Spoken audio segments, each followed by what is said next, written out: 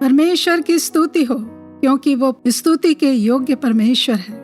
तो आज हम परमेश्वर की मनुष्य के विषय कल्पना के संदर्भ में वचन जो मत्ती 5:6 में लिखा है मनन करेंगे। धन्य हैं वे जो धर्म के भूखे और प्यासे हैं, क्योंकि वे तृप्त किए जाएंगे।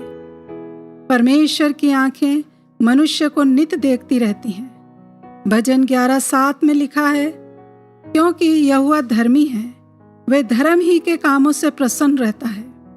धर्मी जन उसका दर्शन पाएंगे। बड़ी अद्भुत बात है कि परमेश्वर जो धर्मी है, मनुष्य भी धर्मी हो, ये कल्पना उसके मन में है। पर यह कल्पना उसके मन में आई कहां से? क्योंकि मनुष्य के जीवन में तो कोई अच्छी बात नहीं पाई जाती, फिर वह कैसे धर्मी हो सकता है? यदि यीशु मसीह की क्रूस पर मृत्यु के बारे में हम जानते हैं, तो प्रभु यीशु ने कभी पाप नहीं किया, पर हमारे सारे पापों को अपने ऊपर जब वे क्रूस पर थे ले लिया और वह पापी ठहराए गए। उन्होंने दुख उठाया कि हमें दुख उठाना ना पड़े, और जब हमारे पाप यीशु ने ले लिए तो सिंपल सी बात है, अब हम पापी नहीं हैं, हम धर्मी बन गए। अपने अच्छे काम के कारण मैं धर्मी नहीं ठहराई गई, पर क्रूस पर उस दिन जो कुछ हुआ मेरे पापों के कारण उसको मार पड़ी, वो लहूलुहान हुआ। उसके आधार पर जिस दिन मैंने प्रभु को ग्रहण किया, मैं धर्मी हो गई।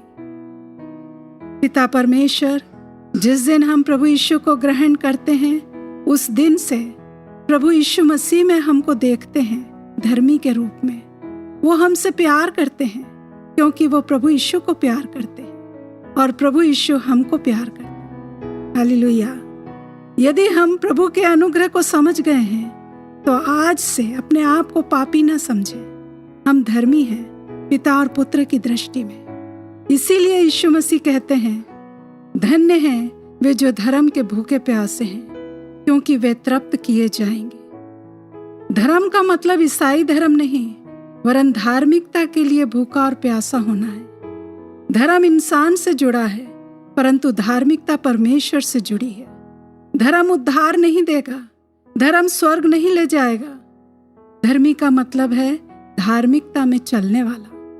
धार्मिकता परमेश्वर से आती है, इसलिए परमेश्वर जानते हैं कि धार्मिकता किसमें है, उसे वो धर्मी ठहराते। जैसा एक भूखा व्यक्ति है, खाने के लिए भूख से तड़पता है, प्यासा व्यक्ति पानी के लिए तड़पता है, वैसे ही धार्मिकता के लिए जिसमें तड़प है वो तृप्त किया जाएगा। हम भूखे तो हैं, पर संसारिक और शारीरिक अभिलाषाओं की भूख है।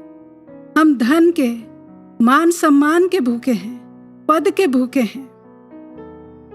तो आइए हम प्रार्थना करें कि हम धर्मी हों और धार्मिकता की भूख और प्यास हम में बढ़ती जाए, कि हम फिर पाप के भागीदार न बने। तो हम प्रार्थना करें, प्रभु हम दिखावटी धार्मिकता में जी रहे हैं। हम धर्म और धार्मिक रीति रिवाजों और परंपराओं का पालन कर रहे हैं। हम अभी भी ऐश्वर्य नहीं हैं कि हमारे पाप क्रूस पर यीशु की मृत्यु और उसके बेशकीमती लहू के द्वारा क्षमा किए जा चुके हैं। जो दंड हमारे पापों का हमें मिलना चाहिए था, वो यीशु मसीह ने अपने ऊपर उठा लिया।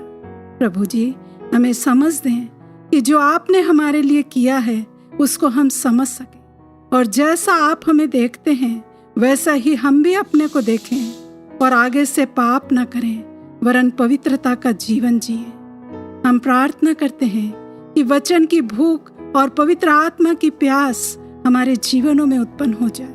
हम विश्वास करें कि जीवन की रोटी आप हैं, जीवन का जल आपके पास है। जो कोई उस रोटी में से खाए और उस जल में से पिए, वो कभी भूखा और प्यासा ना होगा।